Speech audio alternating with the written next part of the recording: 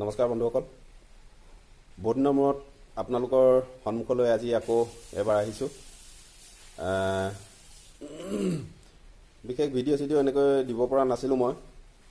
মোৰ মানে কি মোৰ নিজৰ এটি ঘৰ বনাই আছিলোঁ আৰু ঘৰটো প্ৰায় এবছৰেই লাগিল। এবছৰ সময় মই ঘৰতে মানে কি ঘৰটোতে মই ব্যস্ত হৈ আছিলোঁ ঘৰৰ কামতে, আৰু সেইকাৰণে মই ভিডিঅ' চিডিঅ' ক'তো কৰিব পৰা নাছিলোঁ।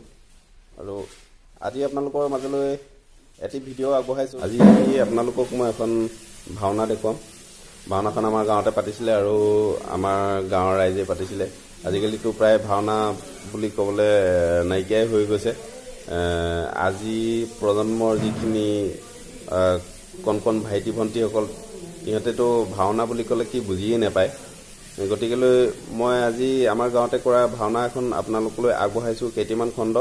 আৰু নাটখনৰ নাম হৈছে প্ৰদন্য উপাখ্যান শ্যামন্তমণি হৰণ। তাৰে কেইটিমান ভাৱৰ দৃশ্য আপোনালোকলৈ আগবঢ়াইছোঁ।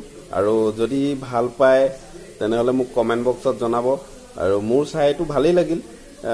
তাতে মোৰ ভাইটিহঁতেও কিছুমান অভিনয় কৰিছে।